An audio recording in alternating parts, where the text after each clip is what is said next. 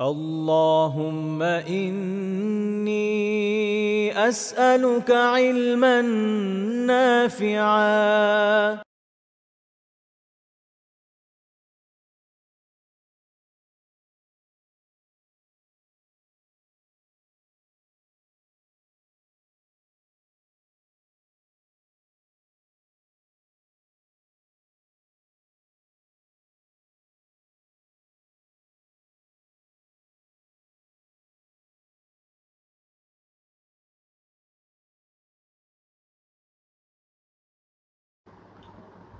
إن الحمد لله نحمده ونستعينه ونصلي على رسوله الكريم وعلى آله وصحبه أجمعين أما بعد আমরা আলোচনা শুরু করেছিলাম যে সম্মানিত ব্যক্তিদের সাথে রাসূলুল্লাহ সাল্লাল্লাহু আলাইহি ওয়াসাল্লামের আচরণ নিয়ে এই বিষয়ে কিছু আলোচনা ইতিপূর্বে অতিবাহিত হয়েছে। আজকে আরো কিছু আলোচনা ইনশাআল্লাহ তাআলা করব। 5টা পয়েন্টের আগে আলোচনা হয়েছে, কিন্তু ষষ্ঠ পয়েন্ট হচ্ছে যে তিনি সম্মানিত ব্যক্তিদের প্রতি সম্মান প্রদর্শন করতেন, গুরুত্ব প্রদর্শন করতেন। আমরা একটা ঘটনা দেখি সহিহ বুখারীর 5862 নম্বর হাদিসে আল মিসওয়ার বিন মাখরামা তিনি তার বাবা মাখরামা রাদিয়াল্লাহু তাআলা আনহু ঘটনা বর্ণনা করেন যে তিনি বলেন, ওনারা উভয় সাহাবী ছিলেন। আল মিসওয়ার বিন মাখরামা রাদিয়াল্লাহু তাআলা আনহু এবং তার বাবা মাখরামা রাদিয়াল্লাহু তাআলা আনহু দুজন সাহাবী ছিলেন। তো মাখরামা রাদিয়াল্লাহু তাআলা আনহু আরেকটা বিষয় হচ্ছে উনি ইসলাম গ্রহণ করেন বেশ পরের দিকে, যখন আর কি যে ঘটনা আমরা বর্ণনা করতে যাচ্ছি সেখানে গনিমতের সম্পদ থেকে যাদের অন্তরকে ইসলামের দিকে আকৃষ্ট করতে দেওয়া হয় সেরকম একটা ঘটনা পাওয়া যাবে। তো তিনি মিসওয়ার রাদিয়াল্লাহু তাআলা আনহুকে তার বাবা বললেন যে আমার কাছে খবর আসিয়া বুনাইয়া ইন্নাহু বালাগানি আন্না নবী সাল্লাল্লাহু আলাইহি ওয়াসাল্লাম কাদিমাত আলাইহি আকবিয়া ফাহুয়া ইয়াকসিমুহা। আমার কাছে খবর এসেছে যে নবী সাল্লাল্লাহু আলাইহি ওয়াসাল্লামের কাছে কিছু কি বলা যায়, কাবা বলে আরবিতে, বহুবচন মানে কাবাউন, বহুবচন হচ্ছে আকবিয়া, যার মানে হচ্ছে এক ধরনের জামা আর কি, জুম্মার কাছাকাছি টাইপের। তো যাই হোক, তো বললেন যে এগুলো অনেকগুলো এসছে, আমি খবর পেয়েছি। তো তিনি এগুলোকে বন্টন করছেন। ফাযহাবিনা ইলাইহি, আমার সাথে চলো তার কাছে যাই। ফাযহাবনা, আল মিসওয়ার রাদিয়াল্লাহু তাআলা বর্ণনা করছেন যে আমরা এরপর আল্লাহ রাসূলের কাছে গেলাম সাল্লাল্লাহু আলাইহি ওয়াসাল্লাম। ফাওয়াজাদনা নবী সাল্লাল্লাহু আলাইহি ওয়াসাল্লাম ফি মানজিলিহি, আমরা নবী সাল্লাল্লাহু আলাইহি ওয়াসাল্লামকে তার বাড়িতে পেলাম। তো তিনি মাখরামা রাদিয়াল্লাহু তাআলা মিসওয়ার রাদিয়াল্লাহু তাআলাকে বলেন যে ইয়া বুনাইয়া উদউ ইলিয়া নবী সাল্লাল্লাহু আলাইহি ওয়াসাল্লাম, হে আমার ছেলে, তুমি আমার জন্য নবী সাল্লাল্লাহু আলাইহি ওয়াসাল্লামকে ডাকো। তো এখানে একটা বিষয় যে আল্লাহ রাসূল সাল্লাল্লাহু আলাইহি ওয়াসাল্লাম তার ঘরের ভিতরে আছেন। তো এমনিতে অতি মর্যাদাবান যেসব ব্যক্তি হয়, বিশেষ করে যারা শাসক হয়, বাচ্চা হয়, তাদের ক্ষেত্রে মানুষের চিন্তা থাকে অনেকটা এরকম যে তাকে এখন ডাকবো, এটা তো আসলে হয় না, তাই না? মানুষ দেখা যায় বাইরে বিনীতভাবে দাঁড়িয়ে থাকে যে কখন আসে, আমি একটু যদি সুযোগ করতে পারি। আর কেউ তার বাড়ি থেকে ডাকে না, হে হে প্রধানমন্ত্রী, হে রাষ্ট্রপতি, ডাকাটাকি তো আসলে কেউ করে না, বা হে রাজা হে বাদশা, মানুষের কমন কনসেপ্ট। তো স্বাভাবিক এটা যখন ওনাকে বললেন, ওনার বাবা মাখরামা রাদিয়াল্লাহু তাআলা আল মিসওয়ার রাদিয়াল্লাহু তাআলাকে বললেন, তো তিনি বলেন আযামতু যালিকা, আমার কাছে একটা বিশাল বিষয় মনে হলো, যে আমি কঠিন বিষয় মনে হলো, কীভাবে করবো এটা। তো তখন তিনি যখন তার বাবাকে বিষয়টা বললেন, তো তার বাবা একটা খুব চমৎকার কথা বললেন, যে তিনি বললেন যে ইয়া বুনাইয়া ইন্নাহু লাইসা বিজব্বার, যে হে আমার সন্তান, তিনি জব্বারদের কেউ নন, যারা খুব কঠোর স্বভাবে হয়, পরাক্রম প্রদর্শন করে মানুষের উপরে, কঠোরতা করে, উনি এরকম ব্যক্তি না। তো এই একটা কনসেপ্ট মানুষের মধ্যে তৈরি হয়ে গিয়েছিল যে রাসূলুল্লাহ সাল্লাল্লাহু আলাইহি ওয়াসাল্লাম অনেক অনেক অনেক বিনীত মানুষ, অসাধারণ রকমের একজন ভালো মানুষ। তো এই জন্য দেখা যায় যে যারা ইভেন তাকে এভাবে বিশ্বাসও করতেন না, দেখবেন যে তারাও রাসূলুল্লাহ সাল্লাল্লাহু আলাইহি ওয়াসাল্লামের সাথে ব্যবহারের ক্ষেত্রে এমনভাবে তার সাথে ব্যবহার করতো যে যেটা দেখলে বুঝতে যায় যে তাকে তারা কেউ কঠোর স্বভাবের ব্যক্তি মনে করতো না। এমনকি ইন্টারেস্টিং বিষয় হচ্ছে এখানে যে কোনো অঞ্চলে যিনি অধিপতি হন, শাসক হন বা বড় গোত্র সর্দার হন, দেখবেন একটা গোত্রের সর্দার তার সাথেও মানুষ এরকম ব্যবহার করে না, যেটা অনেক ক্ষেত্রে বেদুইনদের, তারপরে মুনাফিকিনদের, ইহুদিদের বা অন্যান্যদের দেখা গিয়েছে যে রাসূলুল্লাহ সাল্লাল্লাহু আলাইহি ওয়াসাল্লামের সাথে করতে। অথচ আল্লাহ রাসূল পুরো মদিনারই শাসক ছিলেন। একটা না, অনেকগুলো গোত্র ওনার অধীনস্থ। মানে ধরেন দুইটা বড় গোত্র আওয়াস এবং খাজরাজ, এদেরও শাখা আছে 1-2টি। এগুলো কোনো একটা শাখা উপশাখা গোত্রেরও কেউ যদি প্রধান হয়, তারপরে মানুষ তার সাথে ব্যবহার করার আগে সাবধান থাকে, কারণ একটু এদিক ওদিক হলে দেখা যাবে যে গোত্রের লোকজন উড়িয়ে দিবে। আর রাসূলুল্লাহ সাল্লাল্লাহু আলাইহি ওয়াসাল্লাম তো এদের সবার সর্দার, বিশাল অঞ্চলের ওই সময় শাসক। আবার যদি নাও হয় অন্তত মদিনার শাসক তো বটে, সেখানে এতগুলো গোত্র। আবার ধরেন একটা সাধারণ গোত্রের প্রধানের যে ধরনের দাপট থাকে, তার তো এর থেকে অনেক বেশি ছিল। মানুষ তার জন্য জান দেওয়াকে দিন মনে করতো, এখনো করে, এটাই তো দিন। কিন্তু কথা হলো যেটা, যে এইরকম একজন ব্যক্তির সাথে কোন দুঃসাহসে তারা এরকম ব্যবহার করতো, কারণ হচ্ছে উনি অনেক নমনীয় মানুষ ছিলেন। তারা জানতো যে উনি রাজা বাদশাদের মতো নন। রাজা বাদশাদের মতো হলে কি হতো, তাহলে কিন্তু ঠিকই ভয় পেয়ে যেত। এই হচ্ছে বিষয়। অথচ দেখা যায় যে যারা মনে করে যে তারা ইসলাম প্রতিষ্ঠার জন্য কাজ করবে, যার অনেকের মধ্যে এই ধরনের ব্যবহার থাকে যে তারা অত্যন্ত কঠোর হয়, এবং তারা মনে করে যে সিয়াস একটা ডিফারেন্ট জিনিস, যেহেতু রাজনীতি করতেই হবে বা ইসলামী, আল্লাহ জানি কোন ধরনের ইসলামী, বাট ইসলামী রাজত্ব প্রতিষ্ঠা করতে হবে, সেক্ষেত্রে তখন তাদের মনে হয় যে এরকম কঠোরতা করতেই হবে। আমি একবার একজনের সাথে কথা হচ্ছিল, আমার অনেক আগে কথা, অনেক খুব অনেক আগে আর কি, এখনকার হিসেবে একটু আগে। তো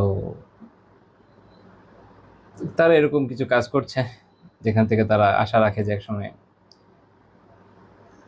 ইসলাম প্রতিষ্ঠার কিছু কাজ হলে হতে পারে। যে আমি বললাম যে ঠিক আছে, এটা ভালো, মাশাআল্লাহ, সব শুনলাম। তো ধরেন সবাই তো আর আপনাদের একসেপ্ট করে না, আপনাদের বিপরীত যে দাওয়াগুলো আছে, যারা আপনাদের সঠিক মনে করে না, আপনারা যদি কখনো ক্ষমতায় আসেন, এদের ব্যাপারে কি করবেন? তো তিনি অকপটে বললেন যে দমন করে ফেলতে হবে। আচ্ছা, যে হ্যাঁ, সিয়াসত তো এভাবে করা ছাড়া উপায় নেই। আমি জানি না, এটা আমার এই ধরনের সিয়াসার সাথে কোনো সম্পর্ক নেই। মানে এটা যদি ইসলামী সিয়াসা হয়, তাহলে এরকম সিয়াসতকে সালাম, হাজারবার সালাম, আল্লাহ তাআলার পানা চাই। রাসূলুল্লাহ সাল্লাল্লাহু আলাইহি ওয়াসাল্লামের বিষয় এরকমই, যেমনটা মাখরাম রাদিয়াল্লাহু আনহু বলেছেন, ইন্নাহু লাইসা বিজুব্বার, তিনি জব্বার নন, এবং তিনি আমাদের এমন শেখানো হয়। হেদায়েতের উপর থেকে, আল্লাহ তাআলার সন্তুষ্টির উপর থেকে যতটুকু হয় ততটুকু আলহামদুলিল্লাহ, যদি কিছু না হয় তাতেও আলহামদুলিল্লাহ। আর আল্লাহ তাআলার সন্তুষ্টির বাইরে গিয়ে নিজেদের নফসানিয়াতকে দিনের নামে চালিয়ে দিয়ে এরপরে যেটাই অর্জন হোক না কেন, ওটা আসলে কোনো বেনিফিট নেই। দুনিয়াবি হতে পারে, আখিরাতে কোনো বেনিফিট নেই। যাই হোক,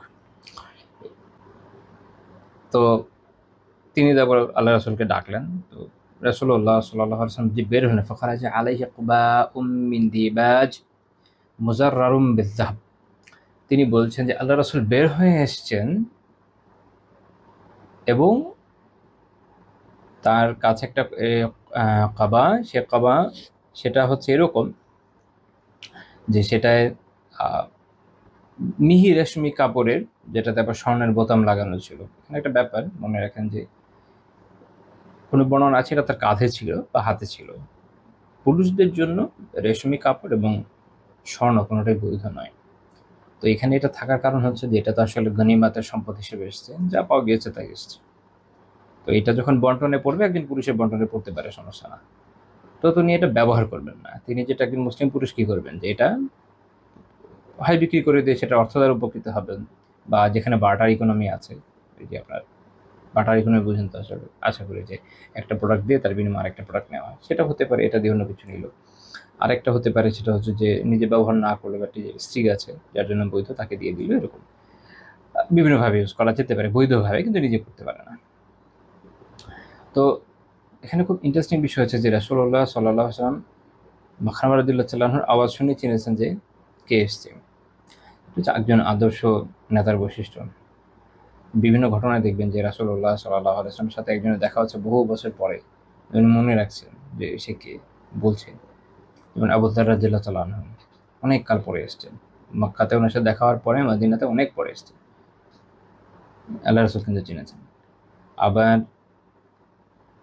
বিভিন্ন সময় যাদের সাথে দেখা হচ্ছে তাদের কথা উনি খেয়াল রাখছেন। এটা হচ্ছে একজন আদর্শ নেতার বৈশিষ্ট্য। এমন না হলে কেউ কখনো নেতৃত্বের গুণে অধিষ্ঠিত হতে পারবে না। ১ ২ নম্বর হচ্ছে যে কোনো নেতৃত্ব, বিশেষ করে ইসলামী নেতৃত্বের ক্ষেত্রে জরুরি হচ্ছে তার মধ্যে কমিটমেন্ট থাকা জরুরি, যে কথা দিয়েছে রক্ষা করবে। আরেকটা গুরুত্বপূর্ণ হচ্ছে মানুষের আশা আকাঙ্ক্ষাটাও দেখা লাগে।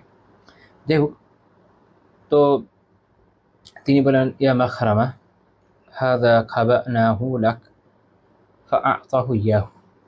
বললেন যে হে মাখরামা, এটা আমি তোমার জন্য সংরক্ষণ করে রেখেছিলাম, তারপর তিনি এটা তাকে দিয়ে দিলেন। এটা সহিহ মুসলিমের, সহিহ বুখারীর 5862 নম্বর হাদিস। অর্থাৎ রাসূলুল্লাহ সাল্লাল্লাহু আলাইহি ওয়াসাল্লামের খেয়াল আছে যে মাখরামা রাদিয়াল্লাহু তাআলা আনহু তিনি আসতে পারেন হয়তোবা। এটা খেয়াল রাখা একটা বিশাল বিষয়, কিন্তু এটা খেয়াল রাখা এটা খুব বিশাল বিষয় যে একজন ব্যক্তি, তার জন্য আমি খেয়াল রাখি। যে মাখরামা রাদিয়াল্লাহু তাআলা আনহু উনি হচ্ছে মাখরামা ইবনু নওফাল আয-যুহরি, উনি কুরাইশদের নেতাদের মধ্যে একজন, কুরাইশের নেতাদের মধ্যে একজন। মানে এটা কিন্তু এই জন্য বললাম একদম শেষের দিকের ঘটনা, উনি অনেক পরে ইসলাম গ্রহণ করেছেন। তো ওনার যে বংশমর্যাদা এটা অনেক উন্নত মানের বংশ ছিল, এবং তিনি মক্কা বিজয়ের সময় ইসলাম কবুল করেন, হুনাইনের জিহাদে শরীক ছিলেন।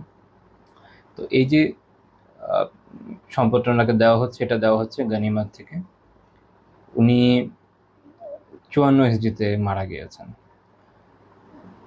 তো খেয়াল রাখেন যে একটা এত বড় একটা রাষ্ট্র, ওই সময় কত বড় রাষ্ট্র, সেখানে শুধুমাত্র হুনাইনের জিহাদের শরীক হয়েছে কতজন, খেয়াল করেন, অনেক বড়। মক্কা বিজয়ের সময় ১০,০০০ সৈন্যই ছিল, হুনাইনে আরো বেশি হয়েছিল, ১২,০০০ আমার কিন্তু খেয়াল আছে।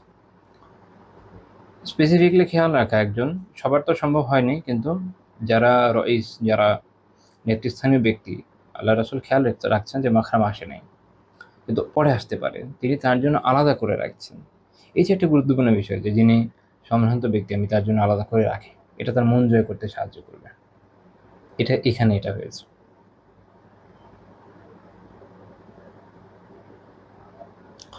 ইমাম মুসলিম রাহিমাহুল্লাহ বর্ণনাটা এইভাবে করেছেন যে আল মিসওয়ার রাদিয়াল্লাহু আনহু বলছেন যে কাদিমাত আলা নবী সাল্লাল্লাহু আলাইহি ওয়াসাল্লাম আকবিয়াতুন ফাকালা লি আবি মাখরামা ইনতালিক বিনা ইলাইহি আসা আইয়ু উতিয়ানা মিনহা শাইআ।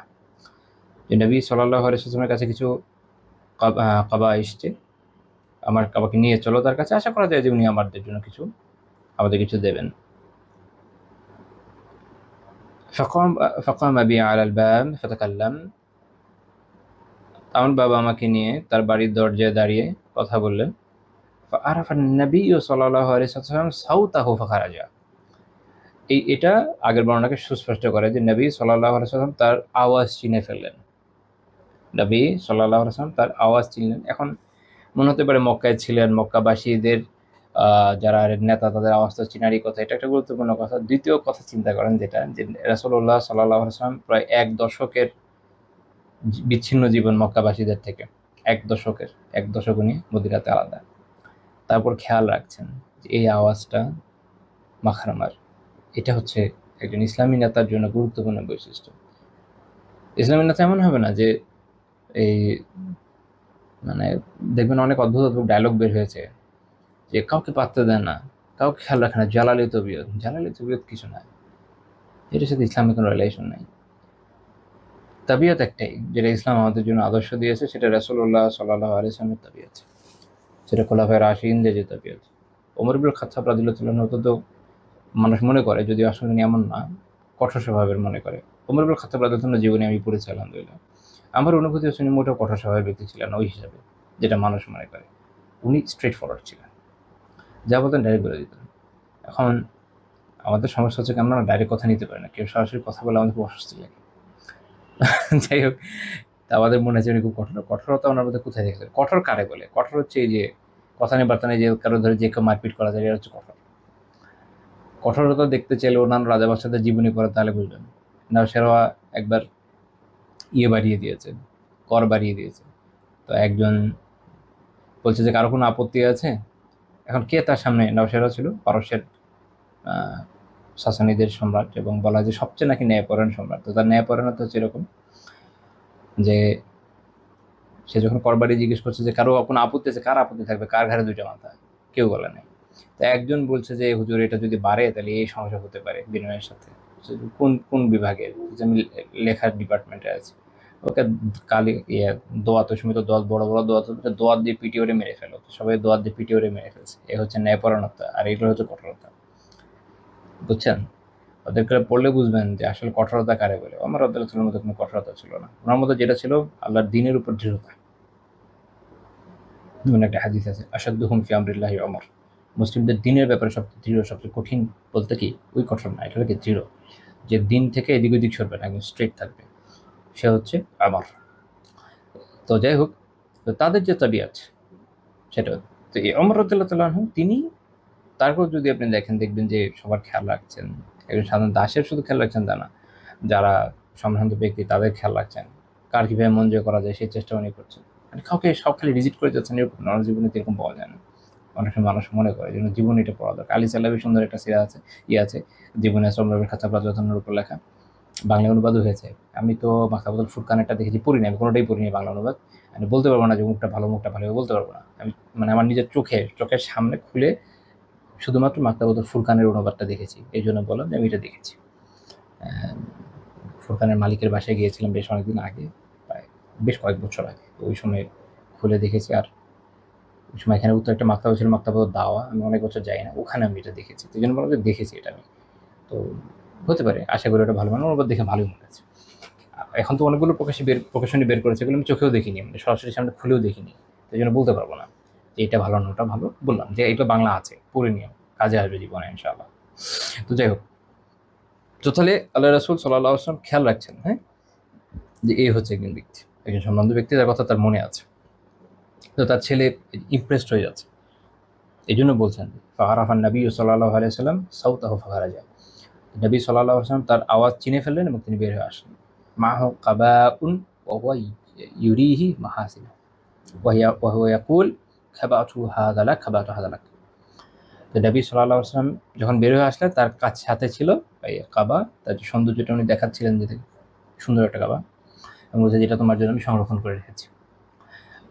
তো এইটার উপর টিকা দিতে গিয়ে, আলোচনা করতে গিয়ে, বুখারী একদম প্রথম ব্যাখ্যাকারী ইমাম ইবনু বাত্তাল রাহিমাহুল্লাহ তাআলা সহিহ বুখারী ব্যাখ্যায়, শারহ সহিহ বুখারী, ইবনু বাত্তাল বলছেন যে এটাতে শিক্ষা নিয়ে উনি বলছেন আল মুদারাতু মিন আখলাকিল মুমিনিনা হিয়া খাফদুল জানাহি লিন-নাস ওয়া লিনুল কালিমা ওয়া তারকুল ইগলাজ লাহুম ফিল কওলি ওয়া যালিকা মিন আকওয়া আসবাবিল উলফা ওয়া সাল্লিস সাকিমা। তিনি বলছেন যে মুদারা মানে সুন্দর আচরণ ব্যবহার, ভদ্রচিত আচরণ ব্যবহার, এটা হচ্ছে ইহাদি শিক্ষা, যেটা হচ্ছে মুমিনদের বৈশিষ্ট্যের মধ্যে পড়ে। মুমিনদের বৈশিষ্ট্য হচ্ছে এটা, যে আপনি আমাদের সাথে, আমরা বলি জেন্টাল কন্ডাক্ট, খুবই ভদ্রচিত ব্যবহার করবেন। মানুষের সাথে যে বকা ঝকা দেওয়া, গালিগালাজ করা, এগুলা আমাদেরকে ইসলাম শেখায় নাই। ওভারঅল ইসলাম যেটা আমাদেরকে শিখিয়েছে যে মানুষের সাথে ভদ্র ব্যবহার করা, যেটা আমাদের মধ্যে খুব অভাব আছে। আচ্ছা, এবং তিনি বলছেন যে এটার মধ্যে, আর এটার মধ্যে কি কি আছে, আবার এরপর আলোচনা করছেন যে ওয়াহিয়া খাফদু জানাহি লিন-নাস, যে মানুষের জন্য, মানুষের প্রতি কি বলবো এটাকে, বিনয় প্রদর্শন করা, আর নিজেকে নমনীয় করে দেওয়া। যিনি বলছে লিনুল কালিমাত,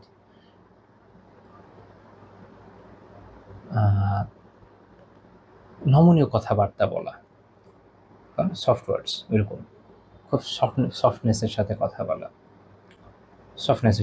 বলা, এটা এর ভিতরে পড়ে উত্তম আচার আচরণের মধ্যে। কারোর সাথে কথা বলছে সফটনেসের সাথে বলছে।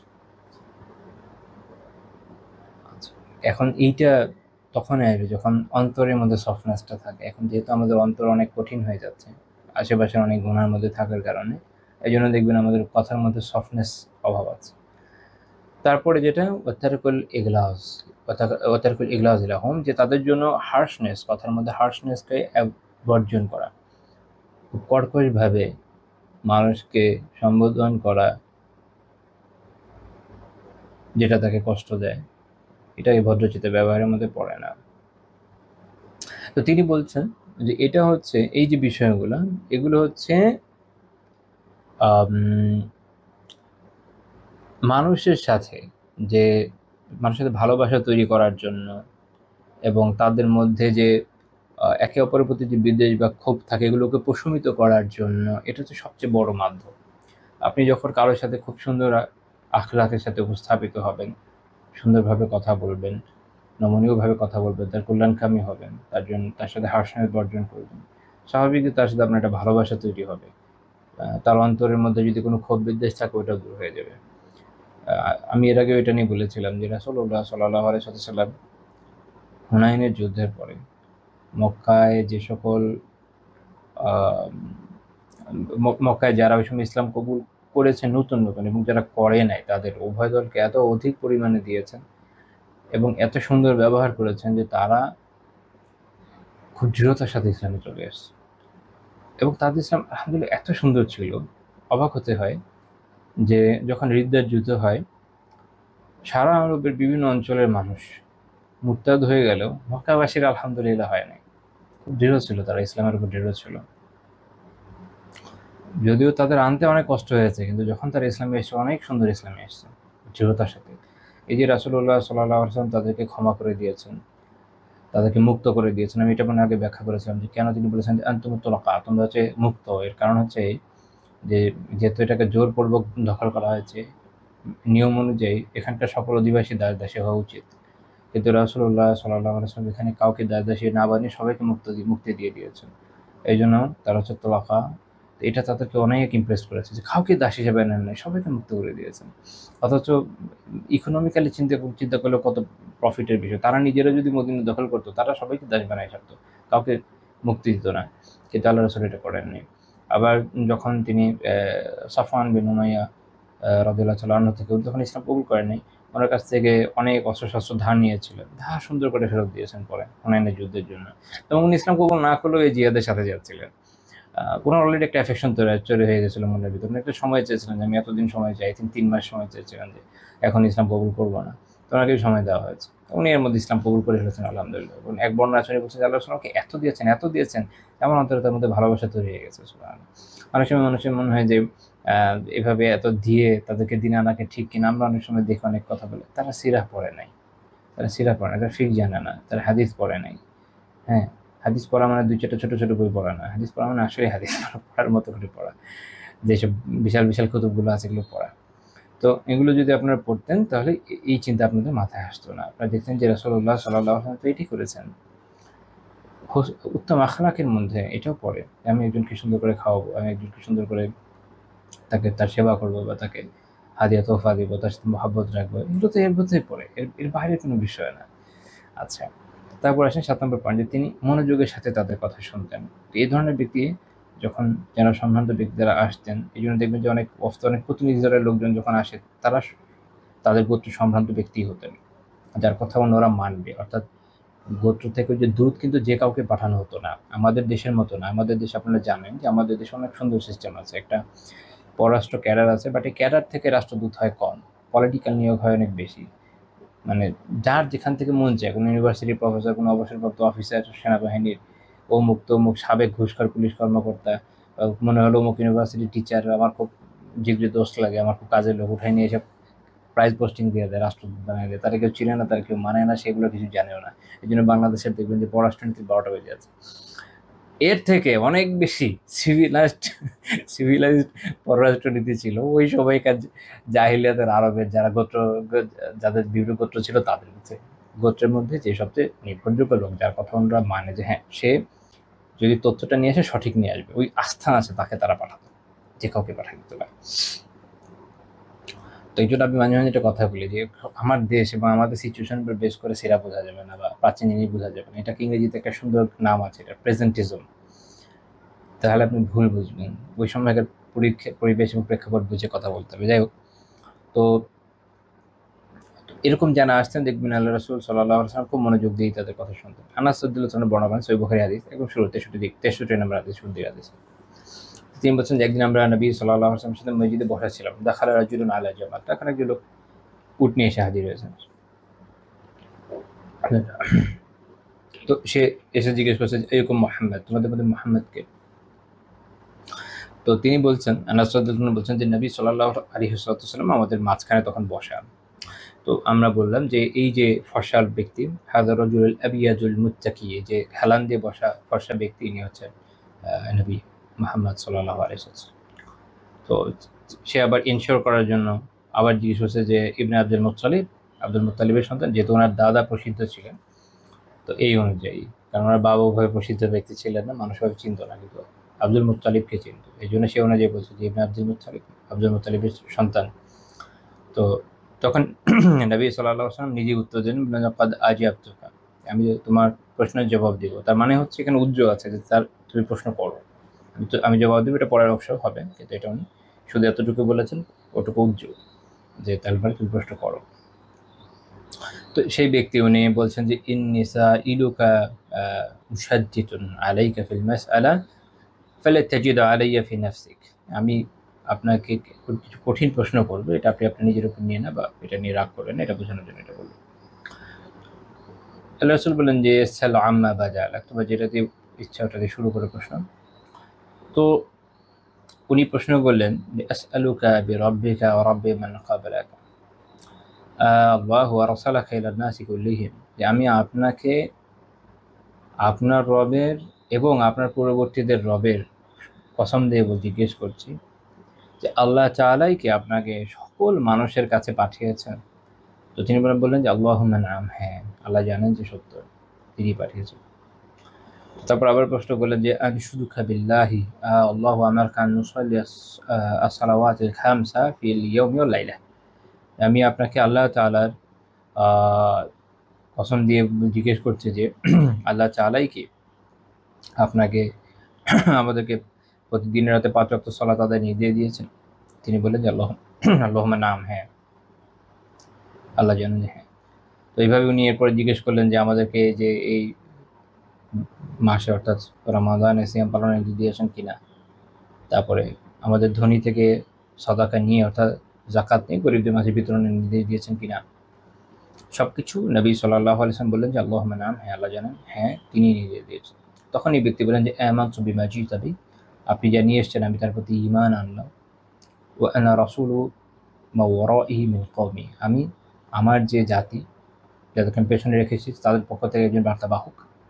ও আনা জিমাম ইবনু সালাবা, আমি জিমাম বিন সালাবা, ওনার নাম হচ্ছে একজন সাহাবী জিমাম বিন সালাবা রাদিয়াল্লাহু আনহু, আখু বানি সাদ বিন বকর, বনু সাদ বিন বকরের উনি ভাই, এটা তিনি বোঝাতে চাচ্ছেন উনি বনু সাদ বিন বকরের প্রতিনিধি। তো এই যে একজন ব্যক্তি, এটা তার চালচলন থেকে বোঝা যাচ্ছে যে উনি কারো পক্ষ থেকে এসেছেন। নবী সাল্লাল্লাহু আলাইহি ওয়াসাল্লাম উত্তমভাবে তার কথা শুনেছেন মনোযোগের সাথে। এমনিতে মনোযোগ দিয়ে কারো কথা শোনা, এটা আপনি দেখবেন যে রাসূলুল্লাহ সাল্লাল্লাহু আলাইহি ওয়াসাল্লামের সারা জীবনের বৈশিষ্ট্য। তিনি খুব মনোযোগ দিয়ে অপরের কথা শুনতেন এবং সব শোনার পরে রিপ্লাই করতেন। এটা সাহাবীদের, তাবেঈদের, সালাফদের, বড় বড় ইমামদের সবার জীবনীতে কম বেশি পাবেন। এর বিপরীতে আমাদের অনেকের মধ্যে এরকম একটা অভ্যাস তৈরি হয়েছে যে আমরা কথার মাঝখানে কেটে দিই, মানে অল্প একটু বলার পরে আমি কথা বলা শুরু করে দিলাম, এরকম আর কি। এইটা সঠিক অভ্যাস না, এটা একটা বাজে অভ্যাস। এবং এটার ফলে পর্যায়ে গিয়ে পৌঁছেছে যে ধরেন কেউ কথা বলছে, আমি যদি মনোযোগ দিয়ে সবটা শুনি, শোনার পর যে আমি উত্তর দিব, সে উত্তরের জন্য সে অপেক্ষা করবে না। তার মনে হবে যে যেহেতু আমি তার কথার মাঝখানে কথা কাটি নাই, তাহলে আমার কোনো কথা নাই, সে এরপর আরেক টপিকে চলে যাবে, আমি তো আগেরটার উত্তর দিব, ওই সময়টা তো আমার দেওয়া লাগবে। এটা মাঝে মাঝে খুব বিব্রতকর পরিস্থিতিতে ফেলে, কিন্তু এটা হয়ে গেছে। আমি জানি না কেন হয়েছে, বাট এটা হয়ে গেছে। এটা বাচালতার জন্যই কিনা হয়তো আল্লাহ তাআলাই জানে। তো এইটা আমরা আল্লাহ রাসূলের জীবনীতে পাই না। আমরা দেখি যে রাসূলুল্লাহ সাল্লাল্লাহু আলাইহি ওয়াসাল্লাম মনোযোগের সাথে সবার সকল কথা শুনতেন, পুরোটা শোনার পর সে অনুযায়ী রিপ্লাই দিতেন, এবং একজন ভালো শ্রোতা হওয়া এটা জরুরি। কিন্তু শোনার ভিতরে আদর্শটা আছে, আমাদের মধ্যে কেন থাকছে না? আল্লাহ তাআলা আমাদের শুধরাই দেন। এরপরে পয়েন্ট 8 নম্বর পয়েন্ট, তিনি এরকম সম্ভ্রান্ত ব্যক্তিদের যে অজুহাত এটা মেনে নিতেন এবং তাদের ভুল ভ্রান্তিগুলোকে উপেক্ষা করতে বলতেন। তাই এর আগেও কিছুটা আলোচনা করেছিলাম যে সুনান আবু দাউদের 4375 নম্বর হাদিস, আয়েশা রাদিয়াল্লাহু তাআলা আনহা বলেন যে রাসূলুল্লাহ সাল্লাল্লাহু আলাইহি ওয়াসাল্লাম বলেছেন, আকিলু যাবিল হাইআত আসারাতিহিম ইল্লাল হুদুদা। সহিহ সুনান এসেছে, শেখ আলবানী রাহিমাহুল্লাহ সহিহ বলেছেন যে যারা যুল হাইআত মানে হচ্ছে, এটা একটু ব্যাখ্যা সাপেক্ষ। বলা যায় যে যাদের মধ্যে, এক কথা যদি অনুবাদ করতে চাই, যাদের মধ্যে খুব ভালো বৈশিষ্ট্য রয়েছে, ওই সম্ভ্রান্ততাও একটা ভালো বৈশিষ্ট্য। তো তাদের যে আসারাত মানে হচ্ছে তাদের যে জাল্লা, তাদের যে স্খলন আছে, ত্রুটি বিচ্যুত, এটা খুব বড় মাপের হারামগুলো না, কবিরা গুনাহগুলো না, সাধারণ ত্রুটি বিচ্যুতি, এই জন্য বলা হচ্ছে আসারাত। এগুলোকে উপেক্ষা করো বা মাফ করো, ইল্লাল হুদুদা, হুদুদ ব্যতীত। হুদুদ মানে আল্লাহ তাআলা যেগুলো সাজা, যে হাদ সুনির্ধারিত করেছেন, এখানে কারো ব্যাপারে কোনো চলবে না, কোনো সুপারিশও চলবে না, কিচ্ছু করার নেই। যেমন আপনারা জানেন যে বনু মাখজুমে ফাতিমা নামক একজন নারী রাদিয়াল্লাহু তাআলা আনহা, উনি একজন সাহাবী। অনেকে এমনভাবে বলে মনে হয় উনি সাহাবী না, উনি সাহাবী। ওনার পরবর্তী জীবনে ইসলাম অনেক সুন্দর ছিল এবং তার প্রতি রাসূলুল্লাহ সাল্লাল্লাহু আলাইহি ওয়াসাল্লাম এবং তার স্ত্রীরা পরবর্তী জীবনে অনেক ইহসান করেছেন। তিনি মাঝে মাঝে আসতেন, আয়েশা রাদিয়াল্লাহু তাআলা বর্ণনা করেছেন, মাঝে মাঝে আসতেন বিভিন্ন প্রয়োজন পূরণ করতে পারেন। তার উপর একটা সাজা কায়েম হওয়ার কারণে মানে মানুষ এমনভাবে উত্থাপন করে যেন আল্লাহ কার না কার গল্প শোনাচ্ছে। ভাই, আল্লাহ রাসূলের জীবনে থাকে একটা মানুষ, একজন সাহাবী, রাসূলকে দেখেছেন, তার মর্যাদা অনেক উপরে, মুখ সামনে কথা বলেন।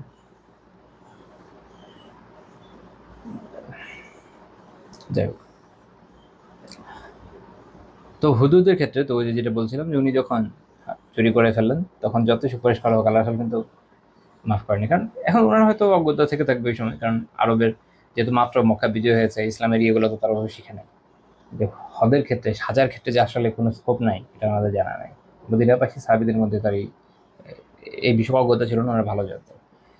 তো আর আমাদের তো আসলে এখন যে পরিমাণ অবস্থা, শুধু ফেসবুক খুললে মানুষ যে পরিমাণ অপবাদ দেয়, শত শত মানুষের উপর 80টা করে দৌড়া পড়বে, বুঝছেন, শুধু অপবাদের সাজা হিসাবে, বাকি কথা বাদ দেন। এই পরিমাণ হজযোগ্য লোক বসে আছি আমরা, আল্লাহ হেফাজত করেন, মাফ করেন। তো তাকে মাফ করা হয়নি, কারণ হুদুদ এমন একটা বিষয়, এখানে কাউকে ছাড় দেওয়া যাবে না। এই জন্য বলা হয়েছে যে ইল্লাল হুদুদ, হুদুদ ব্যতীত। হুদুদ জাস্ট কয়েকটা জায়গায়, চুরি, ডাকাতি, তারপর হচ্ছে আপনার জিনা করা, বিবাহিত এবং অবিবাহিতের জন্য আলাদা 2 রকম সাজা, এরকম কয়েকটা জায়গা। আর বাকি সবগুলোই এগুলো হুদুদের বাইরে, সাধারণত তাজিরাত, এমন সাজা যেটা শরীয়ত সুস্পষ্ট বলে দেয়নি এটা করলেই সাজা হবে, ওগুলো হচ্ছে তাজির। তো যাই হোক, তো রাসূলুল্লাহ সাল্লাল্লাহু আলাইহি ওয়াসাল্লাম কি বললেন যে যারা এরকম ব্যক্তি আছে, যারা হচ্ছে যুল হাইয়াত কি এটা বলেছেন, যেটা ব্যাখ্যা করবেন ইনশাআল্লাহ তাআলা। এটা নিয়ে আলিমরা আলাদা কথা বলেছেন। ইমাম শাফিঈ রাহিমাহুল্লাহ বলেছেন, হুয়া মান লাম ইয়াযহার মিনহু যামবুহু, যার থেকে তার গুনাহ প্রকাশ পায়নি, এমন ধরনের মানুষ, ভালো মানুষ, নেককার মানুষ, এখন তার কোনটা ভুল হয়ে গেছে। যেমন ইবনুল মালাক রাহিমাহুল্লাহ তাআলা বলছেন যে আল হাইআতু আল হালাতু আল্লাতী ইয়াকুনু আলাইহা আল ইনসানু মিন আল আখলাকিল মারদিয়্যাহ। আল হাইয়া হচ্ছে মানুষের এমন একটা অবস্থা যখন তার মধ্যে সন্তোষজনক আখলাক থাকে। তো এরকম সুন্দর আখলাকওয়ালা মানুষ, নেককার মানুষ, সম্ভ্রান্ত মানুষ, অভিজাত মানুষ, বদমাইশ না, কিন্তু ভালো করে বুঝেন, এমন কেউ না যার মানে যে অনেক গুনাহগার, ফাসেক। হ্যাঁ, আমি যে শুরুতে যেহেতু বলেছি যারা সম্ভ্রান্ত, তখন অনেকের মাথায় ঢুকে যাবে যে সম্ভ্রান্ত মানে হয়তো সে ফাসেক হলে, সুস্পষ্ট গুনাহগার হলে, প্রতিদিন পার্টি শার্টি করে বেড়ায়, আছে না, বিভিন্ন ইচ্ছামি ফাইলামি গুনাহ নষ্টামির মধ্যে লিপ্ত, সে না, তার কথা আমরা বলছি না। এই জন্য আমি ব্যাখ্যা করে দিচ্ছি যে যুল হাইয়া কী জিনিস বুঝেন, সব ক্ষেত্রে না। যদি কারো মাঝে আভিজাত্য থাকে, বংশীয়, আর্থিক, সেই সাথে নেককার হয়, দিনদার হয়, উত্তম চারিত্রিক বৈশিষ্ট্য থাকে, আমরা তার কথা বলছি। আলহামদুলিল্লাহ, খুব ভালো মানুষ। এখন যে কারোরই কি হয়, জাল্লাত আছে, যে কারোরই ত্রুটি আছে, যে কেউ পদস্খলিত হয়, আমিও হই, আপনিও হন, সবাই, তখন এটা হচ্ছে তার কথা। এমন লোকের যদি কোনো ত্রুটি বিচ্যুতি পাওয়া যায়, তখন আল্লাহ রাসূল সাল্লাল্লাহু আলাইহি ওয়াসাল্লাম বলছেন কি, যে তখন এটা তোমরা মাফ করে দাও, তাকে যত সম্ভব সেভ করা যায়। নেককার মানুষ, ভুল হয়ে গেছে, তার ওজরটা কবুল করে, এর জন্য কথা। তো কেউ কেউ এরকম বলেছেন যে অল্প হলেও সাজা দেওয়া দরকার, যেন তার এটা তাদিবের জন্য, আদব শেখানোর জন্য, সাজার মতো অনেকটা, এরকম না। المقصود الفقهية العفو جائز في تعذير إذا كان لحق الله تعالى تعذيرات এমন সাজা যেটা হদ হিসাবে শরীয়ত নির্ধারিত করে নয় এমন সাজাগুলোর ক্ষেত্রে, যেখানে বিচারকের এখতিয়ার থাকে, তাদের মধ্যে বিচারকের এখতিয়ার থাকে, কতটুকু দিবে, কি দিবে, কোন কোন মানে কি পরিমাণে দিবে, ইত্যাদি ইত্যাদি। যেমন কারাবাস যদি দেয় এতদিন দিবে কিনা, আর্থিক দণ্ড বা এর যা যেটা হয়, এটা বিচারকের এখতিয়ার থাকে, এরকম সুস্পষ্ট থাকে না যে ঠিক এই হইতে হবে। এরকম শরীয়ত এগুলো একদম সুস্পষ্ট করে একটা সীমা বেঁধে দেয় না, এই জন্য একটা হাদ না। তো এক্ষেত্রে বলা হচ্ছে যে যদি আল্লাহ তাআলার হকের ক্ষেত্রে তাআদির হয়, সেটা তাকে মাফ করে দেওয়া, এটা জায়েজ বিচারকের জন্য। বিচারক চাইলে মাফ করে দিতে পারে যদি দেখে যেটা মাফ করার মতো। তো এটার দলিল হচ্ছে এই হাদিস। তো আরেকটা জায়গায় তারা এরকম বলেছেন যে ফুকাহারা এটা নিয়ে ইখতিলাফ করেছেন যে যারা দাবিল হায়াত, তাদের মধ্যে যদি কোনো এরকম সগীরা গুনাহ প্রকাশ পেয়ে যায় প্রথমবার, হঠাৎ করে কোনো একটা সগীরা গুনাহ হলো যেটার জন্য তাআদির দেওয়া যায়, এরকম এমন একটা সগীরা গুনাহ যেটার জন্য তাআদির দেওয়া যায়, তখন প্রথমবার হওয়ার ক্ষেত্রে কী করবে? তো যারা মালিকি, হাম্বলি, কোনো কোনো হানাফি এবং কোনো কোনো শাফিঈ, ওনাদের মত হচ্ছে প্রথমবার হলে সেক্ষেত্রে তাকে হালকা খাফিফান, হালকা ধরনের তাগিদ দেওয়া হবে। এটা আসলে তাকে তাদিব, আদব শেখানোর জন্য। এই জন্য ইমাম আবু ইয়ালা রাহিমাহুল্লাহ আল আহকাম সুলতানিয়াতে বলছেন ইন্না তাদিবা দিল হাইয়া মিন আহলি সিয়ানা আখাফ মিন তাদিব আহলি আল বাযাআতি ওয়া সাফাহা।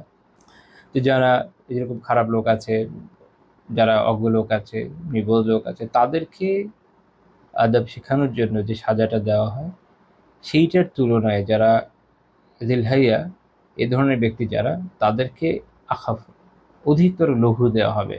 হয়তো দেখা গেল যে বিচারক তাকে একটু কিছু কড়া কথা বলে দিল, বকা দিয়ে দিল, এটা তার জন্য অনেক বড় বিষয়, হয়তো তার অন্তর পরিবর্তন হয়ে যাবে এবং তারই চিন্তা হবে আমি একটা ভুল করে ফেলছি, ঠিক হয় নাই।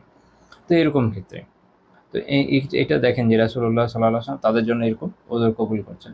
এবং আমরা ব্যক্তি জীবনেও দেখছি যে তিনি নিজে অনেক ক্ষেত্রে এই ধরনের ওযর কবুল করছেন। একটা বিখ্যাত রিওয়ায়াত আছে, আপনারা হয়তো শুনে থাকবেন, সহিহ মুসলিমে বুখারীতেও আছে, মুসলিমের 1498 নম্বর রিওয়ায়াত। আবু হুরায়রা রাদিয়াল্লাহু আনহু বলেন যে সাদ ইবনে উবাদা রাদিয়াল্লাহু আনহু খাজরাজ গোত্রের সর্দার ছিলেন, তাদের সর্দারদের মধ্যে সবচেয়ে বড় সর্দার ছিলেন। তো তিনি বলছেন যে ইয়া রাসূলুল্লাহি লাউ ওয়াজাদতু মা আহলি রাজুলা লাম আমাসসাহু হাত্তা আতিয়া বিআরবাআতি শুহাদা। যদি আমি, একটা ইমাজিনেটিভ একটা অবস্থা নিয়ে প্রশ্ন করছেন, যে যদি আমি আমার স্ত্রীর সাথে কোনো পুরুষকে দেখে ফেলি, মানে গোপন সম্পর্কের অবস্থায়, কারো যদি পরকে এরকম থাকে, আমি 4 জন সাক্ষী হাজির করার আগে তাকে মানে টাচ করবো না, মানে আমার কথা হচ্ছে যে এটা তো উড়াই দেওয়া দরকার। এখন ইসলামের বিধান কি, যেটা আসলে একজন ব্যক্তি করতে পারে না, তাকে সাক্ষ্য হাজির করতে হবে, দেখে যেমনই লাগুক না কেন সাক্ষ্য হাজির করতে হবে। এবং আল্লাহ সবাইকে হেফাজত করে, নির্দয় করে আমি, বাট আইন এটা যে সাক্ষ্য হাজির করতে হবে। 4 জন সাক্ষী পারফেক্টলি আদালতে সাক্ষ্য দিবে। সাক্ষীদেরকে তো ইসলামে এমন না যে আমাদের দেশের আদালতে দেখবেন আপনি সাক্ষী আপনাকে দিয়েছে, আপনি কি দাঁড়ায় গেলেন, সাক্ষী হয়ে গেল, এরকম না। ইসলামী আদালতে সাক্ষীকে যাচাই করা হয় বিভিন্ন ক্রস চেকিং করে। উল্টাপাল্টা হয়ে যদি বোঝা যায় না ভুল হচ্ছে, তাহলে ওই সাক্ষ্য গ্রহণযোগ্য হয় না। কখনো কখনো কোনো কোনো ধারা এমন আছে যে ধারার মধ্যে পড়ে গেলে আজীবনের জন্য সাক্ষ্য বাতিল হয়ে যাবে। আমাদের দেশে মিথ্যার পর মিথ্যা সাক্ষ্য দিয়ে যায়, এটা ইসলামী আদালতে সম্ভব হবে না। এমন কিছু বললো মানে প্রমাণিত হলো সে মিথ্যা সাক্ষ্য দেয়, বা এমন কিছু কিছু জায়গা আছে তার সাক্ষ্য আজীবনের জন্য বাতিল হয়ে যাবে। দেখুন অনেকগুলো মাসালা আছে, এখানে আলিম বলছেন যেটা যে করেছে তার সাক্ষ্য বাতিল, মানে তার সাক্ষ্য কখনো গ্রহণযোগ্য হবে না। এটা লিস্টেড থাকবে যে অমুকের ছেলে অমুক, অমুকের ছেলে অমুকের ছেলে অমুক, অমুক এলাকার, তার সাক্ষ্য নেওয়া যাবে না, লিস্টেড থাকবে, তার সাক্ষ্য গ্রহণযোগ্য হবে না। আবার ধরেন সাক্ষ্য দিতে গিয়ে বোঝা গেল যে না, এখানে এমন ত্রুটি আছে যে সে মিথ্যা বলছে না, কিন্তু এটা সলিডেড, মানে একদম পুরো কনসলিডেটেড হচ্ছে না পুরো বিষয়টা। দেখা গেল 2 জন মিলে যখন জিজ্ঞেস করলো বিচারক, বলো তো এই অবস্থায় যে ছিল এই লোকের কাপড়ের রং কি ছিল, এ বলছে না সে একটা লাল শার্ট পরেছিল, কিন্তু না না সেটা নীল শার্ট পরেছিল, তখন এটার মধ্যে সন্দেহ তৈরি হবে, বিচারক তখন হদ কায়েম করবেন এই জায়গায়, বুঝছেন। কিন্তু এদের জন্য এদের উপর অপবাদের সাজা আরোপ হবে, কিন্তু কখনো এমন অবস্থা হবে যে দেখে বোঝা যাচ্ছে যে এরা অপবাদ দিচ্ছে, ওইটারও কিছু তারা আছে। সাক্ষী, সে কথা থেকে বিচারক বুঝছে যে সে অপবাদ দিচ্ছে, আসলে এটা তারা প্রুফ করতে পারবে না, 4 জন হচ্ছে না 2 জন হয়েছে বা এরকম, বা এমন এমন বর্ণনা থেকে বোঝা যাচ্ছে, তখন তার উপরে অপবাদের সাজা আরোপ হবে। অর্থাৎ সো ক্রুশাল, ইসলামী আদালতে সাক্ষ্য খুবই ক্রিটিক্যাল, এটা কীভাবে দিতে হয় এটার আলাদা নিয়ম কারণ আছে। ইভেন আরও মজার একটা কথা বলি, যেমন আপনারা অনেক সময় দেখবেন যে আপনার প্রশ্ন করেন, অনেক সময় প্রশ্ন যত আসে উত্তরটুকু দেওয়া লাগে। এটা ইন্টারেস্টিং বিষয় যে ইফতা এবং ইস্তিফতা দুইটার আদাব আছে, অর্থাৎ মুফতি কীভাবে ফতোয়া দিবেন সেটা যেমন আদাব আছে, মুফতিরা শেখে। আমাদের সাথে আলহামদুলিল্লাহ যারা ইফতায় পড়েন, আমি নিজেও এর উপর কিতাব পড়েছি, আলহামদুলিল্লাহ পড়তে হয়েছে। কিন্তু ইন্টারেস্টিংলি যারা প্রশ্ন চাইতে আসেন তাদের আদাব কাউকে কখনো শেখানো হয় না, তাদের আদাব শেখানো দরকার আছে, এটার আদাব আছে। যাই হোক, ওই প্রসঙ্গে বলে রাখলাম। তো এটা হচ্ছে বিধান। তো এখন যখন এই বিধানটা আসলো, তো সাহাদাতের কথা হচ্ছে যে চারজন নিয়ে, মানে আমি না মেরে চারজন নিয়ে অপেক্ষা করবো যে চারজন কখন পাবো, দেখে তারা দেখবে, তারপর এটা নিয়ে আসবো। তো রাসূলুল্লাহ সাল্লাল্লাহু আলাইহি ওয়াসাল্লাম যে নাম, হ্যাঁ। তো উনি কি বলেন যে খেলা ওয়াল্লাযী বাআসাকা বিল হাক্কি ইন কুনতু লা উআলিজুহু বিসাইফি ক্বাবলা যালিক, যে যিনি আপনাকে সত্য প্রেরণ করেছেন তার কসম, এটা কখনোই হবে না, বরং যদি এরকম আমি দেখি তাহলে ওর আগেই, চারজন সাক্ষী তো পরের কথা, ওটা পাওয়ার আগে আমি এর কাম তামাম করে দিব তরবারি দিয়ে। তো রাসূলুল্লাহ সাল্লাল্লাহু আলাইহি ওয়াসাল্লাম এটা শুনে বলেন যে ইসমাউ ইলা মা ইয়াকুলু সাইয়্যিদুকুম ইন্নাহু লাগায়ুর। তিনি বলেন যে দেখো যে বসতে সাহাবীদের বলে যে তোমাদের সাইয়্যিদ, তোমাদের নেতা, তোমাদের সর্দার কি বলছে, যে উনি খালজাদের সর্দার ছিলেন। এটা হচ্ছে, সে হচ্ছে অনেক অনেক গায়রতওয়ালা, অনেক, তার প্রোটেক্টিভ জেলেস অনেক বেশি। তারপর তিনি বলেন ও আনা আগিয়ারু মিনহু, আমি তার থেকেও বেশি গায়রতওয়ালা, অর্থাৎ আল্লাহ রাসূলের গায়রত তার থেকেও বেশি। এখান থেকে উনি একটা কথা বোঝাচ্ছেন, আমি এটা এখানে বলে যাই, ভুলে যাবো। উনি বলছেন যে ওয়ানা আগিয়ারু মিনহু আল্লাহু আগিয়ারু মিন্নি, যে আমি তার থেকেও বেশি গায়রতওয়ালা, আল্লাহ আমার থেকেও বেশি গায়রতওয়ালা। এর মানে হচ্ছে এই যে যদিও সে তার গায়রত থেকেই কথাটা বলে ফেলছে, এটা দিয়ে তিনি বুঝিয়ে দিচ্ছেন, তার পক্ষ থেকে উযর দিচ্ছেন। কেননা দেখেন যে রাসূলুল্লাহ সাল্লাল্লাহু আলাইহি ওয়াসাল্লাম একটা বিধানের কথা বলছেন, ওনার সামনে এটা তো রিজেক্ট করার স্কোপ নাই, সাহাদাত তো এটা রিজেক্টও করেননি। একজন ইমাম নববী রাহিমাহুল্লাহ বলছেন যে লাইসা কাউলুহু হুয়া রাদ্দান লিকাউলিহি আন-নবী সাল্লাল্লাহু আলাইহি ওয়াসাল্লাম ওয়ালা মুখালাফাতাম মিন সা'দ ইবনে উবাদা লিআমরিহি সাল্লাল্লাহু আলাইহি ওয়াসাল্লাম। যে উনি যে কথাটা বললেন এটা আল্লাহ রাসূলের কথাকে খণ্ডন করার জন্য না, বা তার নির্দেশনার বিরোধিতা করার জন্য না। وإنما معناه الإخبار عن حالة الإنسان عند رؤيته الرجل عند امرأته واستيلاء الغضب عليه فإنه حينئذ يعالجه بسيفه। এটা হচ্ছে উনি বলছেন, মানে ঘটনা বলছেন, যেটা হয় আসলে খবর দিচ্ছেন যে আসলে একজন পুরুষ যদি তার স্ত্রীর সাথে কাউকে দেখে ফেলে তাহলে সে কি করবে, সে সে তাকে তখন তার উপর রাগ চড়াও হয়ে যাবে এবং সে দেখা যাবে তার তলোয়ার দিয়ে যা করা করে ফেলবে। এটাই উনি ওখানে বলছেন। তো এটা তার, কিন্তু এটা উদ্দেশ্য না, খণ্ডন করার উদ্দেশ্য নয়, সাহাদাদের খণ্ডন করার উদ্দেশ্য না। কিন্তু এটার বাহ্যিক অ্যাপিয়ারেন্সটা এরকম যে আল্লাহ রাসূল সাল্লাল্লাহু আলাইহি ওয়াসাল্লাম বলছেন যে দেখো এইটা হলো বিষয়, উনি এরকম একটা কথা বলে ফেলেন, অনেকের অন্যরকম লাগতে পারে। তো আল্লাহ রাসূল ইনস্ট্যান্ট তার জন্য একটা ওযর ক্রিয়েট করলেন। তিনি বললেন যে দেখো যে তার তোমাদের নেতার কথা শোনো, যেটা হচ্ছে তার অত্যন্ত, যেহেতু উনি অত্যন্ত গায়রতমান সেই জন্য এই কথা বলে বসছেন। তারপর তিনি বলছেন যে আমি তার থেকেও আমার গায়রত বেশি, অর্থাৎ তার থেকে আমার গায়রত বেশি এবং আমার থেকে আল্লাহ তাআলার গায়রত বেশি। তার মানে হলো এই, এখানে কয়েকটা বিষয়। এক হচ্ছে যে তারপরও মনে রাখো বিধান এইটাই এবং আল্লাহ তাআলার বিধান এইটা। এখন কারো যত গায়রতি হোক না কেন সেই কাজ করবে না, করা উচিত না, সে যদি মুমিন হয়। কেন? কারণ তার থেকে আল্লাহর গায়রত বেশি। সে যখন এই কাজ করবে তখন সে আল্লাহ তাআলার গায়রতের যে সীমা ওটার ওখানে গিয়ে লঙ্ঘন করবে। মানে আল্লাহ তাআলা সীমা বেঁধে দিয়েছেন যে এটা তোমার কাজ না, এটা তোমার কাজ, মানে এটা হদ কায়েম করার কার কাজ? সুলতানের, শাসকের। এজন্য ইমাম জুরকানি রাহিমাহুল্লাহ তাআলা শারহ জুরকানি আলাল মুওয়াত্তাতে বলছেন যে ফিল হাদিসিল বাবিন নাহয়ু আন ইকামাতি হাদ্দিন বিগাইরি সুলতানি ওয়ালা শুহুদিন কাতউ যারিআতি ইলা সাফকিদ দামি বিমুজাররাদি দাওয়া। যে এই হাদিসে এই বিষয়ে নিষেধ আছে যে কোনো এই যে সাক্ষ্যর উপস্থিতি ছাড়া, সাক্ষ্যের উপস্থিতি ছাড়া এই খালি নিছক দাওয়ার উপর ভিত্তি করে, দাবির উপর ভিত্তি করে রক্ত প্রবাহিত করার পথকে বন্ধ করে দেওয়া এখানে আছে।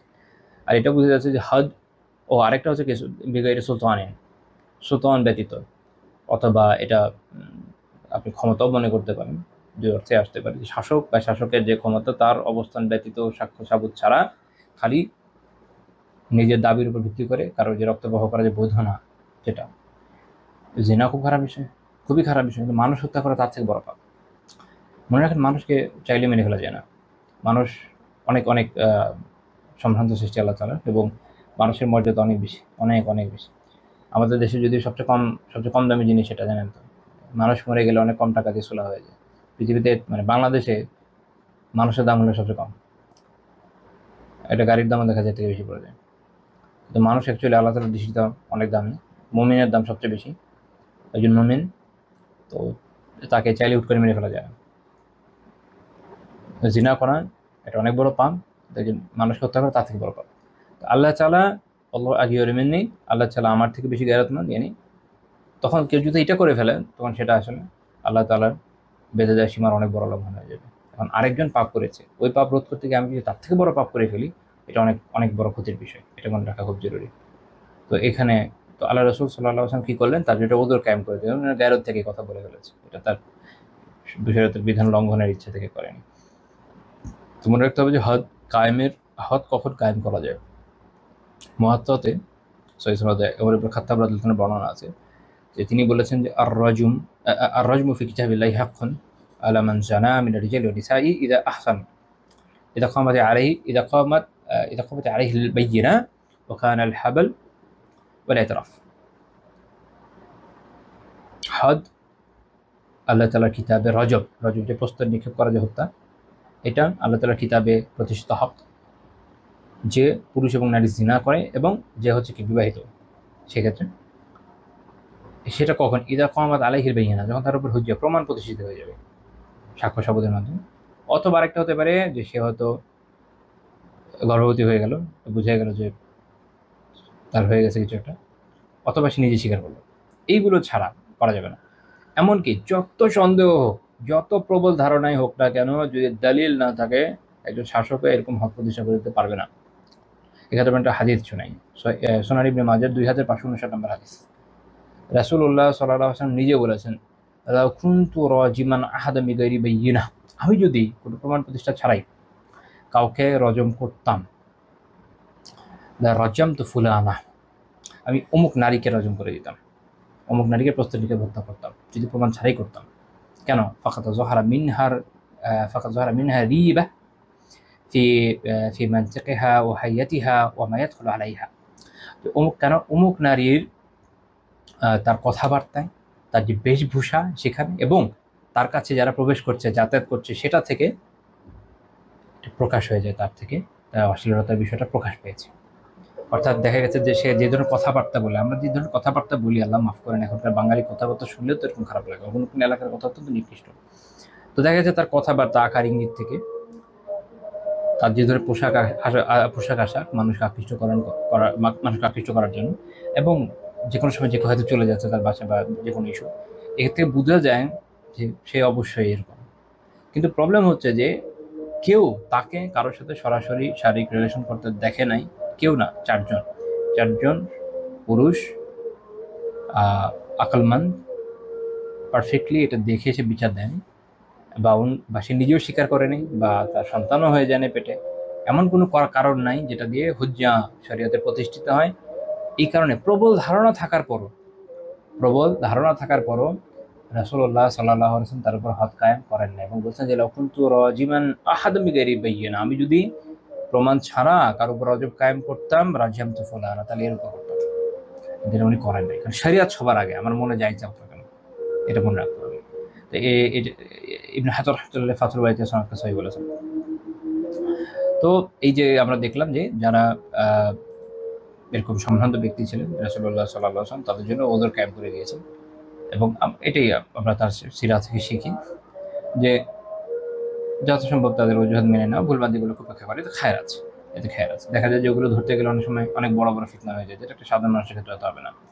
কারণ শরিয়া আমাদেরকে একটা জিনিস শেখায়, যথাসম্ভব ফিতনা থেকে দূরে থাকতে, ফিতনাকে যথাসম্ভব কমিয়ে দিতে। তো তিনি এরকম ব্যক্তি, যারা সম্ভ্রান্ত ব্যক্তি ছিলেন, তাদের প্রতি নিজে সম্মান প্রদর্শন করতেন এবং সাহাবীদেরও করতে বলতেন। আমরা এই বিষয়ে একটা বর্ণনা ইনশাআল্লাহ তাআলা এখন দেখবো, খুব চমৎকার একটা বর্ণনা। অনেকগুলো কিতাবে আছে, তবে সকল সনদ সহিহ না, কোনোটা মুরসাল সহিহ আছে, কোনো সহিহ আছে, কোনো হাসান আছে, এরকম। সেটা হচ্ছে জাবির বিন আব্দুল্লাহ রাদিয়াল্লাহু তাআলা আনহু, তিনি বর্ণনা করছেন তার বাবার ঘটনা। জাবির বিন আব্দুল্লাহ রাদিয়াল্লাহু তাআলা নিজের ঘটনাই বর্ণনা করছেন, যে জাবির বিন আব্দুল্লাহ রাদিয়াল্লাহু তাআলা বলছেন যে লাম্মা বুইসা রাসূলুল্লাহ সাল্লাল্লাহু আলাইহি ওয়াসাল্লাম আতাইতুহু, যখন আল্লাহ রাসূল সাল্লাল্লাহু আলাইহি ওয়াসাল্লাম প্রেরিত হলেন, আমি তার কাছে আসলাম। তো তিনি জিজ্ঞেস করলেন, এই শাইইন জিতা ইয়া জারির, হে জারির, কিসের জন্য এলে? আমি বললাম যে জিতু লিআসলামা আলা ইয়াদাইক, আমি আপনার হাতে ইসলাম কবুল করার জন্য এসেছি।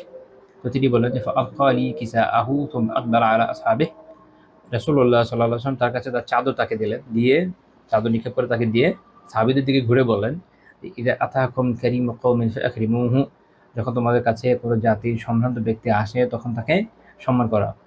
জারির রাদিয়াল্লাহু তাআলা আনহু, তিনি তার গোত্রের খুবই সম্ভ্রান্ত ব্যক্তি ছিলেন, সর্দার পর্যায়ের ব্যক্তি ছিলেন, তো এই জন্য তাকে সম্মান দিলেন আল্লাহ রাসূল।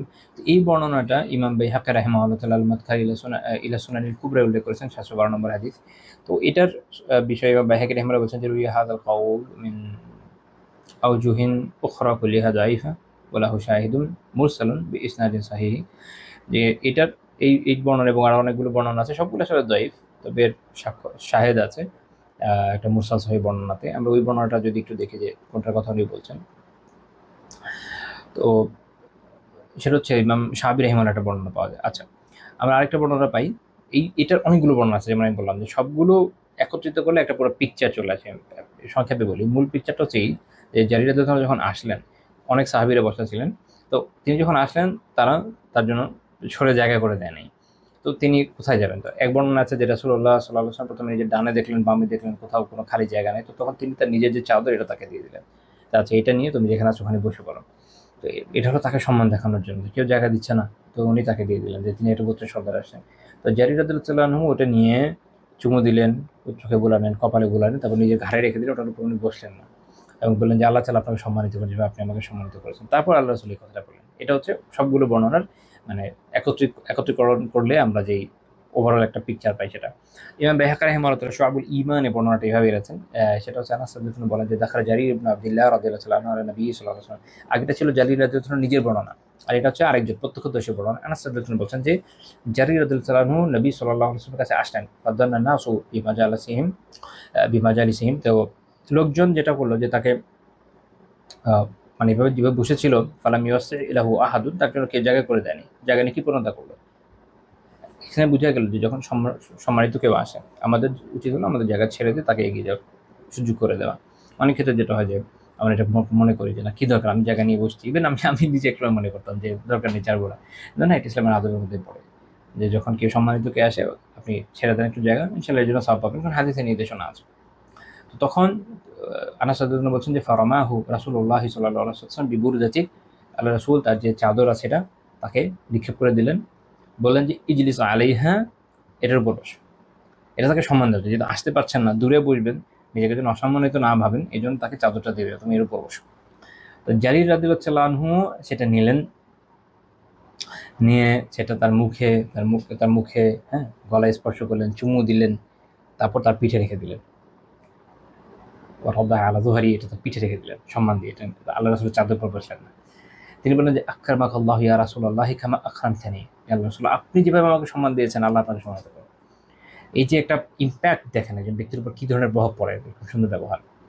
তো তখন আল্লাহ রাসূল সাল্লাল্লাহু আলাইহি ওয়াসাল্লাম সাহাবীদের মুখে বললেন মান কানা ইউমিনু বিল্লাহি ওয়াল ইয়াউমিল আখির সালাসা, তিনবার বললেন যে আল্লাহ তাআলার উপর ঈমান রাখে এবং কিয়ামতের উপরে শেষ দিবসের প্রতি ঈমান রাখে, বিশ্বাস রাখে, তিনবার বলেন ফাইযা আতাহু কারীমু কওমিন ফালিয়ুকরিমহু, তাহলে তার কাছে যদি কোনো জাতির কোনো কওমের সম্প্রদায় সম্মানিত ব্যক্তি আসে সেজন্য তাকে সম্মান করে।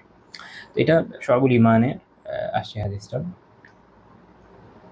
এটা তাহকিকে আল মাসাদুল হাদিসিয়াতে শেখ আব্দুল লতিফ আল হামিদ উনি বলছেন সনদ হাসান লিগাইরিহ। আচ্ছা, আর ইবনু মাজাহ রাহিমাহুল্লাহ তাআলা এটার একটা অংশ নিয়ে আসছেন আব্দুল ইবনে ওমর রাদিয়াল্লাহু তাআলা আনহু থেকে, সুনান ইবনে মাজাহ 3712 নম্বর হাদিস। রাসূলুল্লাহ সাল্লাল্লাহু আলাইহি ওয়াসাল্লাম বলেছেন ইযা আতাকুম কারীমু কওমিন ফাকরিমুহু, যদি যখন তোমাদের কাছে কোনো জাতির সম্মানিত ব্যক্তি আসবে তাকে সম্মান করো। শেখ আলবানী রাহিমাহুল্লাহ তাআলা এটাকে হাসান বলেছেন। তো অনেকজন সাহাবীর বর্ণনা আমরা দেখলাম, মূল কথা এটাই যে তাহলে যখন সম্মানিত কেউ আসবে তখন তাকে জায়গা ছেড়ে দাও, তাকে সম্মান করে। সম্মান বিভিন্নভাবে হতে পারে, জায়গা ছেড়ে দিয়ে হতে পারে, ভালো খাইয়ে হতে পারে, সুন্দর জায়গায় বসে হতে পারে, যে কোনোভাবে হতে পারে। শেখ সুলাইমান বিন ইব্রাহিম আল্লাহিম আমার খুব পছন্দের একজন শেখ আলেম, খুব চমৎকার যে মুহাদ্দিস হাফিজাহুল্লাহ তাআলা, ওনার কিতাব হচ্ছে মারাকিল ইজ্জাহ ওয়া মাকওয়িমাতিস সাআদাহ। উনি ওখানে শেখ আব্দুল আজিজ বিন বাজ রাহিমাহুল্লাহ তাআলা একটা কথা উল্লেখ করেছেন। শেখ বিন বাজ রাহিমাহুল্লাহ তাআলা বলেছেন আল মুমিনু ইউনজিলু নাসা মানাজিলাহুম, মুমিন ব্যক্তি মানুষকে তার মর্যাদা অনুযায়ী স্থান দেয়। লা ইয়াজআলুহুম আলা হাদ্দিন সাওয়া, সে সবাইকে একই স্তরে রাখে না, সবাইকে একই জায়গায় ফি ইকরামিহিম ওয়া তাকতিরিহিম, তাদের সম্মান মর্যাদার ক্ষেত্রে সবাইকে কি করে না, একই স্তরে রাখে না, এবং প্রত্যেকে তার যেটা অবস্থান সে অনুযায়ী রাখে। এটা শিখতে হবে আমাদেরকে, যেটা আমাদের নাই। বাল আলা হাসাবি মারাতিবিহিম ফিদ্দীনি, বরং কি অনুযায়ী স্থান দেয় সেটা উনি ব্যাখ্যা করেছেন।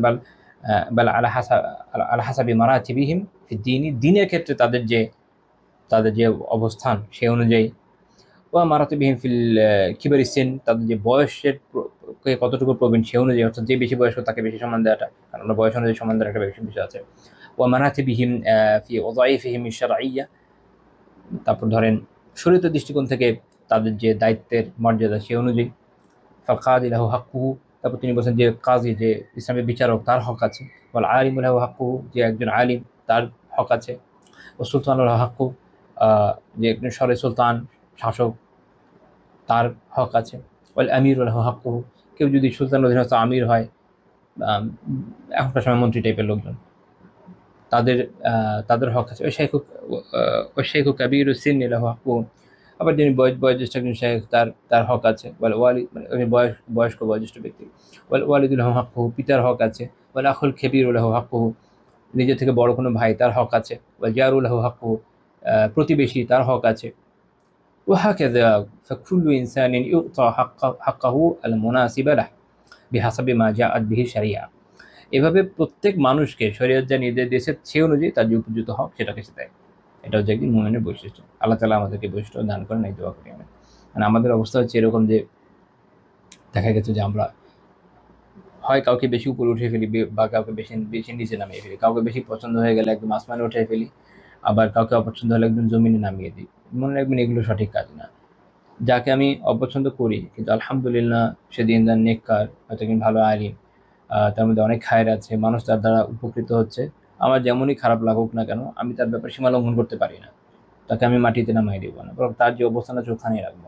হ্যাঁ, যদি আমার মত পার্থক্য থাকে বলতে পারি, হ্যাঁ ওনার সাথে এই বিষয়ে আমি ডিফার করি, এটা আমার পছন্দ না, ওনার এই কথাগুলো আমার সঠিক মনে হয় না। আলহামদুলিল্লাহ, আহলুল খায়ের। ইমাম আহমদ রাহিমাহুল্লাহ তাআলার কাছে একজনের ব্যাপারে জিজ্ঞেস করলো যে মুখে আপনি কি বলেন?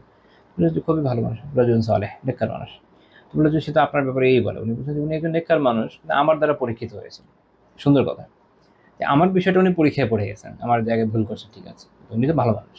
মানে আমি এমন কে, তাই না? আমি এমন কেউ না, আপনি এমন কেউ না, আমরা নবী সাধারণ মানুষ, লেম্যান, দিন পালন করছে আলহামদুলিল্লাহ, আল্লাহ শুকরিয়া। আল্লাহ তাআলার দান কতজনকে দেয় নাই, আমাদের দিয়েছে, আল্লাহ শুকরিয়া। না আমাদের সাথে কারো মতভেদ হলো, বিরোধিতা হলো, এটা মানে তো আর এই না যে সে খারাপ হয়ে যাচ্ছে। হ্যাঁ, যদি আসলে শরীরের দৃষ্টিকোণ থেকে খারাপ হয় এটা ভিন্ন কথা, তখন বলা যায় যে হ্যাঁ তার মধ্যে এই সমস্যা আছে, তার থেকে দূরে থাকেন, সতর্ক করে দেওয়াটা আলাদা কথা। কিন্তু আলহামদুলিল্লাহ অধিকাংশ ক্ষেত্রে স্বাভাবিকভাবে একটা মানুষ ভালোর উপরে আছে। কিন্তু শুধু আমার সাথে বা আপনার সাথে একটু খারাপ হচ্ছে কোনো বিষয় নেই, জরুরি না, এটা বরং এটাই জরুরি, যেটা না বলাই ভালো। কি দরকার? তার থেকে যদি মানুষের খায়ের হয় তো হতে থাকে আলহামদুলিল্লাহ, চুপ করে বসে থাকে যতক্ষণ না এমন কিছু করছে যেটা আসলে দিনের জন্য ক্ষতিকর, তখন মানুষকে বলে। এখন এইখানে দেখবেন দিনের জন্য ক্ষতিকর কিছু একটা করে বসলো বা এমন কিছু করলো যেটা সঠিক না। এখন আমার সাথে বা আপনার সাথে আমরা ধরলাম যে কয়েকজন ব্যক্তি, তার সাথে এই ব্যক্তির একটা কোনো জায়গায় সংঘর্ষ ছিল অনেক আগে, সে এত চুপ করে বসেছিল, যখন দেখছে যে না কেউ একজন পোস্ট দিয়েছে, কেউ একজন বলা শুরু করেছে, সে লাফি ঝাঁপি চলে আসবে। এটাও করেন না, তখন এটা আপনার ব্যক্তিগত বিদ্বেষ শুরু দেওয়া হলো। আপনি আগে দেখেন পরিস্থিতি এবং নিজের নিয়তকে যাচাই করেন, যদি আসলেই দিনের জন্য হয় তখন বলেন, সমস্যা না। আবার সেটাও বলার ক্ষেত্রে দেখেন যে আপনি শরীয়তের সীমা যেন লঙ্ঘন না করেন। কারণ আমরা হয় কি যে, যেমন অনেক সময় কারো লেখা বলে খারাপ লাগে যে হয়তো কোনো একজন ব্যক্তি আরেকজনকে রদ করছে, বা ধরেন কোনো একজন আলিম আরেকজন আলিম নিয়ে লিখছে, ইলমি খণ্ডন হচ্ছে, মাশাআল্লাহ শুনি, আমরা উপকৃত হই এরকম দেখলে। তো দেখা গেল এমন সব ত্রুটি বলে যাচ্ছে, এমন কোনো ইস্যু ধরছেন যেটা আসলে প্রয়োজন নাই। মানে এটা কেন এখানে আসার তো কোনো দরকার নেই। মানে ধরতে হলে দুনিয়া সবই ধরবো এটা তো হতে পারে না, তাহলে তো কেউই বাঁচবে না। সেটা ধরেন যেটা ধরার মতো, তাই সুন্দর, আলহামদুলিল্লাহ, সেটা দেখে সবাই উপকৃত হবে। কিন্তু মানুষ শিখবে কি? অনুসরণীয় ব্যক্তিদের থেকে তো শেখার জন্য ভালো কিছু দরকার। তো যাই হোক, আল্লাহ তাআলা আমাদের বিষয়গুলো বোঝার তৌফিক দান করেন, সে অনুযায়ী আমলের তৌফিক দান করুন। আল্লাহ তাআলা আমাদেরকে সবকিছুকে সঠিক অবস্থানে রাখার তৌফিক দান করেন এবং তৌফিক দেন আমরা যেন ইনসাফগার হই, ইনসাফ বজায় রাখি। ইনসাফ একটা বড় বিষয় হয়ে গেছে আজকাল, ইনসাফ দরকার। বেচারি ইনসাফ নিজেও মাজলুম হয়ে গেছে, কোনটা যে ইনসাফ কোনটা যে জুলুম কোনটা আল্লাহ তাআলাই জানেন, এরকম অবস্থা হয়ে গেছে, সবকিছু অস্পষ্ট হয়ে গেছে। আল্লাহ তাআলা আমাদেরকে ইনসাফগার হওয়ার তৌফিক দান করেন, ইনসাফ করার তৌফিক দান করেন, হেদায়েতের উপর থাকার এবং সঠিকভাবে ইসলামের উপর থেকে জীবনযাপনের তৌফিক দান করেন। আল্লাহ তাআলা আমাদের ভুল ত্রুটিগুলোকে মাফ করেন, সঠিক কথাগুলোকে কবুল করেন। সুবহানাকাল্লাহুম্মা ওয়া বিহামদিকা লা ইলাহা ইল্লা আনতা আস্তাগফিরুকা ওয়া আতুবু ইলাইক।